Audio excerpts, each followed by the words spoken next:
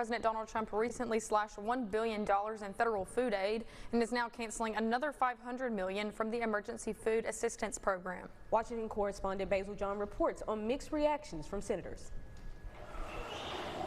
Future funding for food banks is on the chopping block. Cuts to these food programs are going to affect New Yorkers deeply, and I think voters will be very angry about it. New York Democratic Senator Kirsten Gillibrand is concerned about how another set of funding cuts could negatively impact anyone who relies on the Emergency Food Assistance Program. New York receives nearly $30 million in annual TFAP funding, and the additional $500 million, which has now been cut. Gillibrand sent a letter to Agriculture Secretary Brooke Rollins on the cuts to TFAP, which help funds food banks, partner soup kitchens, and pantries. These changes are harming a lot of families who work really hard every day and just want to feed their hungry kids. We have so much fraud and waste in our system across government. But Missouri Republican Senator Josh Hawley says the Trump administration is taking appropriate steps to target and cut down wasteful spending. It'll all depend on how it's administered, and it'll depend on whether this is waste and fraud that he's identified and is cutting out in order to get more aid to the people who deserve it. In a statement, a USDA spokesperson told me, quote,